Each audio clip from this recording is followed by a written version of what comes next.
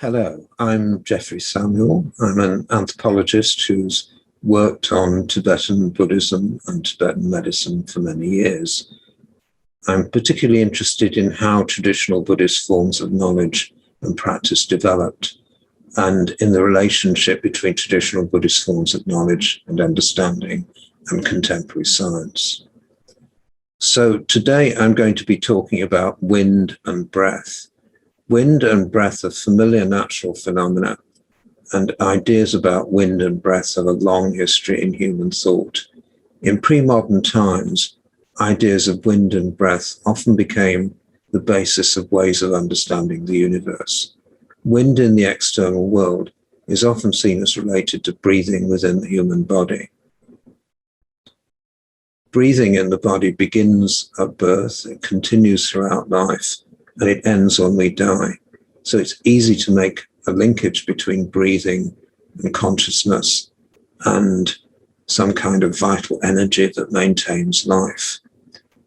And many languages have built ideas of soul, spirit, or life force around words for breath. Ruach in Hebrew, psyche and pneuma in Greek are examples. So are words like spirit and inspiration in English. And so too are the two Sanskrit terms I shall be discussing here, prāṇa and vāta, and the Tibetan word that came to translate both of them, rlung.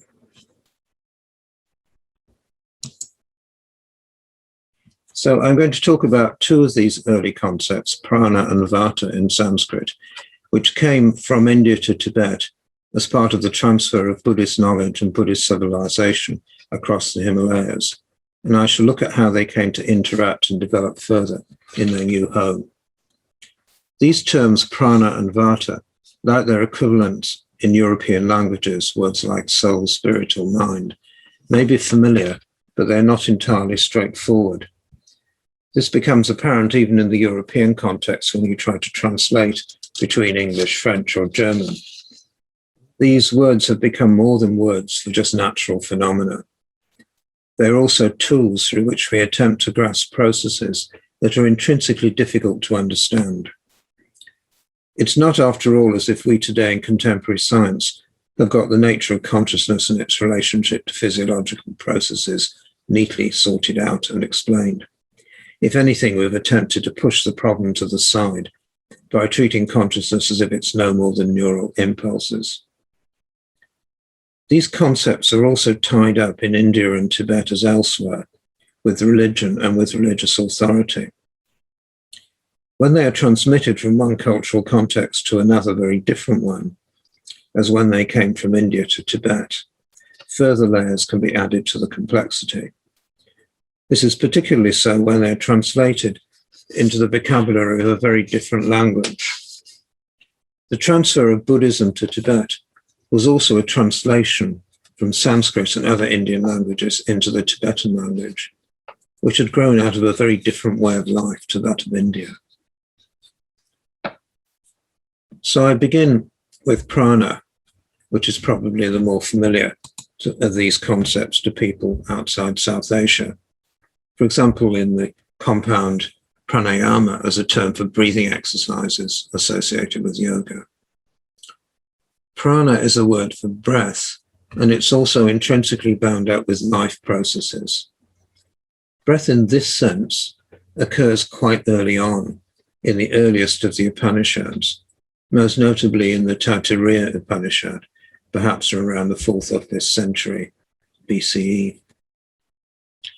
Here we find both the idea of a body made of prana, so prana forms a kind of body of its own, and also 5 types of prana with different locations in the body.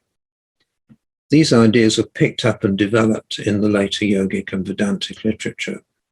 Over time, the 5 types of prana, of which the first is also called prana, became associated with specific bodily functions. And here you can see a list of them.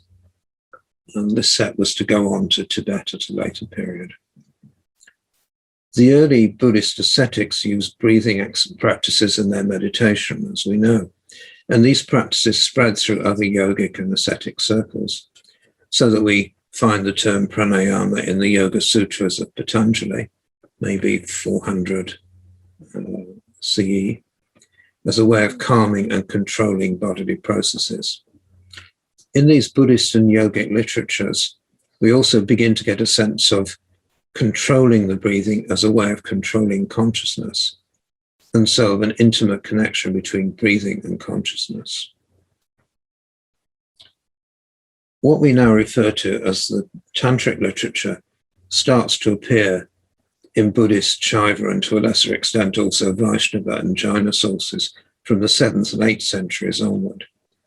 In this literature, we find a noticeable change in the understanding of prana towards a more complex model. Here we find prana being conceived of as flowing through a series of channels within the body.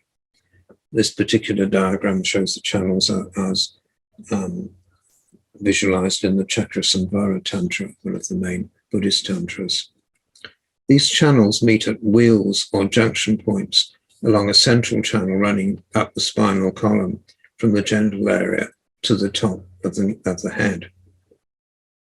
Now, these wheels are the famous chakra, nowadays popular in New Age thought. The flow that goes through the channels is associated with the movement of consciousness, so that this model is somewhere in between a physiological model and a map of consciousness. Models of this kind are often referred to as subtle body models, though the English phrase subtle body originated as a translation for one specific model of this kind, which means that using subtle body in this more generic sense is more a kind of shorthand to point to a variety of approaches, all of which assume some kind of substrate that's neither quite material nor quite non-material, but rather between mind and body in contemporary Western terms. It's not really clear how this model came about in the Indian context, where it seems to have appeared over a fairly short period of time, without much in the way of obvious predecessors. In the earliest texts we have, the chakras are already associated with deities and symbols. This is a fairly recent, I think, 18th or 19th century Newar model, but you can see how the chakras down the center of the body have both lotuses, colors, symbols, and deities linked to them. Now, this suggests a possible connection with earlier Chinese models, which similarly involve centers within the body associated with deities and symbols. This is a modern Chinese image, though it's a redrawing of quite an old diagram. And this gives you an idea of the way the Chinese depict the spinal column and these various sites along it, again with figures and symbols. Now, certainly the details on the Indian side and the Chinese side are quite different. Those on the Indian side are thoroughly Indian. If there was a borrowing from China, which is by no means impossible, because there were certainly contacts in those days, the scheme was thoroughly rethought in Indian terms. But whatever its origin, this set of ideas seems to spread rapidly throughout the ascetic communities of India, whatever their formal religious identity. And it became the basis in Tibet of what was to be known as Vajrayana Tantric Buddhism. It was thoroughly absorbed within Buddhism, and operating with the subtle body was to become the central process for the attainment of Buddhahood within the Vajrayana. It continued to be cultivated in Tibet through many different lineages of practice until modern times. A key idea here is that the mind or consciousness is carried by the flows of prana within the body. Prana, in a common image, is like a horse on which the mind rides. Prana and consciousness are not then the same thing, but they are closely related to each other. Almost one might say they're two aspects of a single process.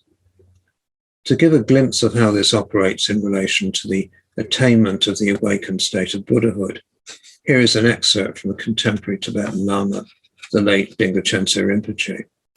He distinguishes between two kinds of prana, which his translator refers to as karmic wind and wisdom wind, but wind is here the same word as prana. The karmic prana is the support of the ordinary mind, including the so-called kleshas. This is a term which is sometimes translated these days as destructive emotions. That isn't really quite about emotions. Chief among these are desire and aversion, along with the ignorance that underlies them, which is the ignorance of our true nature. The aim of meditators is to bind or restrain this karmic prana through cultivating the wisdom prana, which represents the mind's true nature in its innate clarity, and cultivating the essence drop or bindu in Sanskrit, which is a specific aspect of the wisdom prana and is attached to, associated with bodhicitta, the central motivation for the attainment of enlightenment, the desire to liberate others from their suffering and bring them to the state of Buddhahood. So here is Dingo Chense Rinpoche explaining the role of wisdom and karmic prana. In fact, wisdom prana and karmic prana are the same thing. If this prana is brought under control, it engenders wisdom. If it's not controlled, it gives rise to the ordinary mind, together with its poisons. Thus, the most important thing at the perfection stage of tantric practice is to work effectively on the prana. If as a result one attains mastery of the essence drop, the bindu, the mind which is supported by it will also cease to move, thereby giving rise to the experiences of bliss, clarity, and non-thought. Now, the essence drop is closely associated with bodhicitta, as I've said, the central motivation for the attainment of Buddhahood, and it's also closely linked to the physiological and psychological processes aroused during sexual intercourse, dreaming, and death. And this combination of emotional, physiological, motivational issues is very typical of tantric practice. In experiential terms, mastery of the bindu, of the essence drop, involves freeing up through internal yogic practice the knots or blockages in the channels and accumulating the bindu which supports or constitutes bodhicitta in the central channel. So it's both a physiological process and a motivational one and a spiritual one. This is the key process about which the various, often very elaborate Tibetan yogic practices are directed, and its ultimate goal is the attainment of Buddhahood.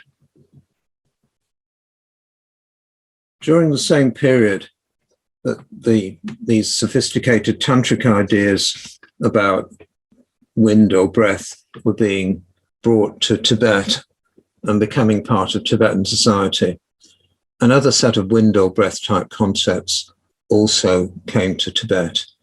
And this, also from India, came out of the rather different thought world of early Indian medicine, the tradition that was to become known as Ayurveda. Like the Greco-Arabic medical system, often known as Galenic after its great exemplar Galen, and the Chinese medical system, Ayurveda operates in terms of a series of pathogenic processes within the body that cause disease. These are sometimes referred to in English as humours, using a term from the Greco-Arabic system. But the details are rather different, and it's best to use the indigenous term dosha. The number of dosha varies a little in early sources, but it eventually settled at 3, which are named vata, or vayu, both words mean wind, pitta, bile, and kapha, phlegm. And as these names suggest, they have some affinity or connection with breath, bile, and phlegm, but they're certainly not exactly the same thing. They are processes within the body which associate with these 3. The term dosha literally means fault, and it refers to something which is wrong with the human organism in this case. However, vata, pitta, and kapha are also thought of as part of the normal functioning of the human system. So the idea is more that one or more of these processes has become aggravated or out of balance and so has caused the illness. Illness may be primarily associated with one dosha, but can also be linked to 2 or 3 dosha acting at the same time. Identifying and calming the dosha concerned is an important aspect of Indian medicine. Now, medicine, it might be added, was an important metaphorical resource for Buddhism from its early days. The Buddha is frequently described as a doctor, indeed as a king of physicians, since he aims to cure the fundamental problem of life in the everyday world, the ignorance that allows us to be caught in the destructive emotions of ordinary existence. So in this imagery, just as the Ayurvedic physician heals ordinary illnesses caused by Pitta, Vata, and Kapha, so the Buddha heals the illness caused by the 3 great poisons, or 3 great kleshas, of desire, hatred, and ignorance. Medicine was practiced by Buddhist monks in India, and it was an important part of the body of knowledge transmitted by Indian monks when they came to Tibet and learned, and which was learned by Tibetan Buddhists when they visited India.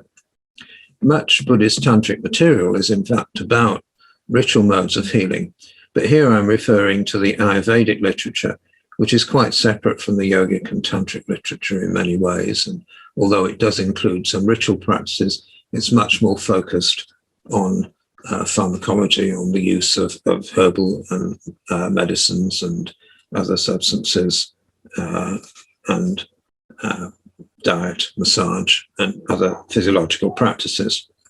Perhaps the most important single text to be translated from Sanskrit into Tibetan was the Ashtanga Hridaya Samhita of Vata, an Indian medical scholar probably from the 6th century CE. Vata may well have been a Buddhist, though we don't know for certain. The Tibetan medical tradition, Soa Rigpa, involved elements from Greco-Arabic and from Chinese medicine, as well as some Ayurveda, and it also clearly included material from indigenous Tibetan sources and was developed further in Tibet. However, large parts of the Tibetan medical classic text, the Gyushi, 4 tantras or 4 treatises, probably from the 12th century. This is a modern version of it. You can see as a block print in the background here. Large parts of this text were closely adapted from the Ashtanga Hridaya Samhita of Vata and other parts from other origins. And among these were the basic building block of Ayurveda, the scheme of the 3 dosha. The 3 dosha were known in Tibet as the 3 nyepa, and they became central to Tibetan medicine. As in Ayurveda, illness may be primarily associated with 1 nyepa, but it can also be linked to 2 or 3 nyepa acting at the same time. And diagnosis and treatment involves identifying and calming the nyepa. By comparison with Indian literature, though, the Gyushi includes one important innovation in relation to the dosha and nyepa. And this is the idea that the 3 root klesha or poisons, desire, aversion, and ignorance, are not just analogous to the 3 dosha, which, as we've seen, was a common idea in India, but actually cause the dosha, that is, cause their harmful manifestation.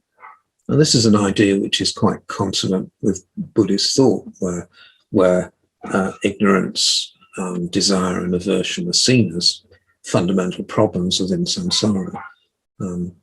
So to see them as actually directly responsible on a one-to-one basis for the 3 dosha is taking things a little further, but it's perhaps a natural development.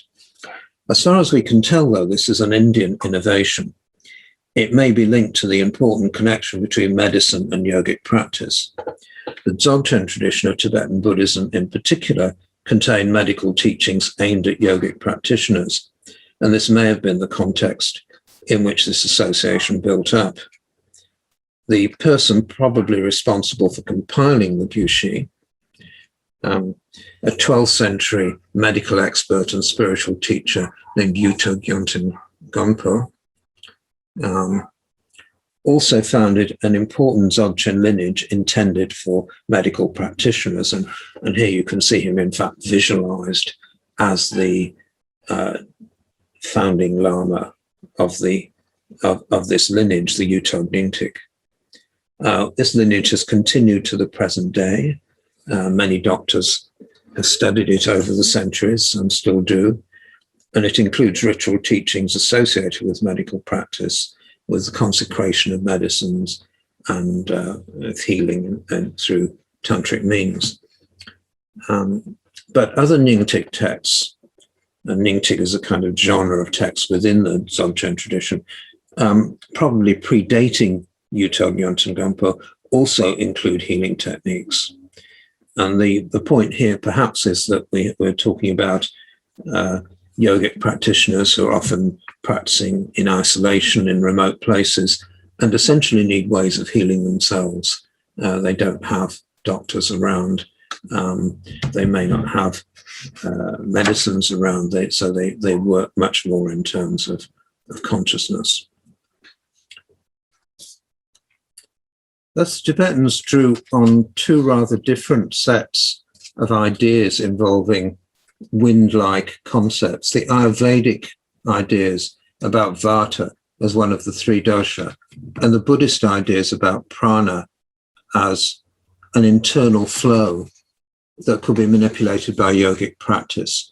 What is interesting is when these ideas start interacting. Now, in fact, there were already elements of interaction in India. The 5 prāṇa associated with the different bodily processes, for example, can be found in Vagbhata's work. But the process was developed further in Tibet. And here it's important to appreciate that both prana and vata were translated by the same Tibetan word, rlung. This does not necessarily reflect any confusion on the part of the Indian or Tibetan translators, who were well aware of the specific literatures with which they were working. And so, for the most part, were later Tibetan scholars, even if they were not familiar with the original Sanskrit. Tibetan has a much smaller technical vocabulary than Sanskrit, and there are many cases where the same Tibetan word necessarily had to be used to translate different Sanskrit words.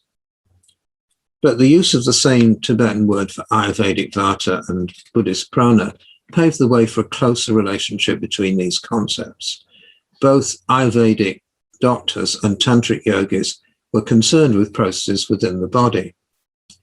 And in the Tibetan context, the same people were often specialists in both disciplines. The Gyushi's discussion of the channels within the body is actually quite problematic and difficult to understand. It appears to see the channels as having physiological reality, but it's not clear with what structures within the body they're being identified. And Tibetan medical specialists were familiar with the internal structure of the body from anatomical examination. They realized that the channels described in the tantric text could not easily be identified with anything they could find inside the body. So this whole question of the material or physiological reality of the flows through the channels remains a controversial one throughout Tibetan medical history. I think it's a different issue in the meditative and tantric realm, where these are essentially visualized processes and their material reality is not an issue of the same kind. So in this area, the conflation of the meditative language of Buddhist Tantra and the relatively empirical medical language was fairly difficult and didn't go past a certain point. However, I'm more concerned here with two other areas. One is the role of rlung in explaining illness. The Gyushi's general chapter on rlung as a cause of disease includes a rather mixed collection of ideas from India and elsewhere.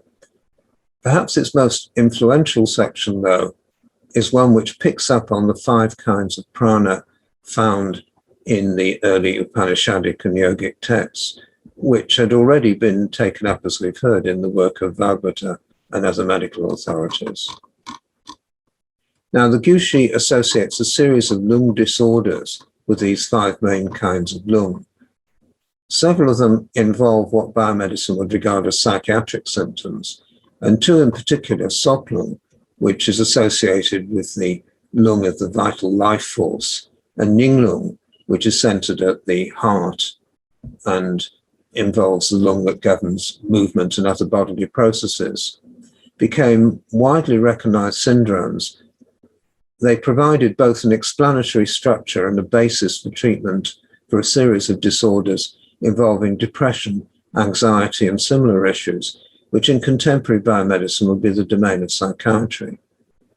Now here, the Gyushi and other Tibetan medical authorities were taking up hints that can be found in Vagbhata's work, but they were developing them considerably further. They were also, I think, building, implicitly at least, on the association of the Nyepa with the three nyomo, klesha, or destructive emotions.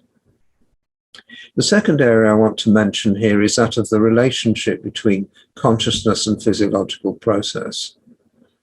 How do we understand the relationship between consciousness and bodily physiology, neural processes, and so on?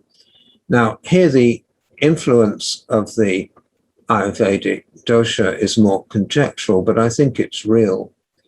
And we can see it, for example, in the question of illnesses associated with meditation. The Tibetans, like other Buddhist cultures, were well aware that meditation, particularly prolonged solitary meditation, could have a psychologically destabilizing effect. As some of you will know, this has become an issue in the West. And it's hardly surprising. Meditation in the Buddhist context is, after all, intended to be part of a process which is meant to bring about a drastic reshaping of one's personality and identity.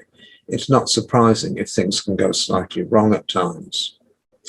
For the Tibetans, such problems are normally identified as disorders or imbalances in the flow of rlung, and they may be treated by Tibetan medical remedies. These could include dietary prescriptions, such as eating meat or other heavy foods that will bring down the rlung and calm it, or behavioral prescriptions, such as spending time with friends in everyday non-meditative activities, which could have a similar effect. But which rlung are we talking about here? The Tibetans seem to take it for granted that we're dealing with a single process that has elements of both Ayurvedic vāta and Tantric prāṇa.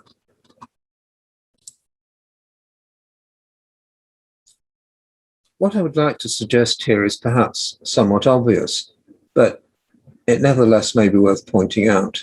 We're not talking here about a confusion of terminologies, but a creative merging of elements from two systems, which somehow generates a new structure that is richer, more sophisticated, has greater explanatory value than either in isolation. This is in fact one of the main ways in which contemporary science too develops. Ideas and terms move from one scientific field to another and spark off unexpected insights. Everyday and technical meanings of terms overlap and interpenetrate.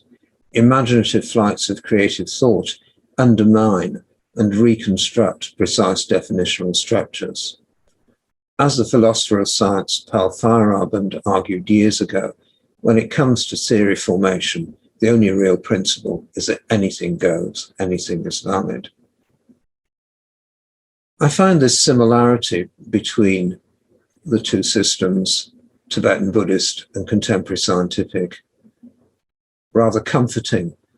It suggests that as people learn to work across two systems, as an increasing number of people are doing, we can expect a similar process of mutual enrichment to take place. That enrichment doesn't depend on creating some kind of unified structure in which Buddhist thought is explained by science, or for that matter, a science which accepts Buddhist concepts uncritically. But it does require an ability on both sides to allow for mutual interpenetration, for mutual stimulation of ideas and concepts. I think there are many signs around that such a process is beginning to happen, and I believe that it could be a valuable process for both science and Buddhism. So that's where I'll finish this talk.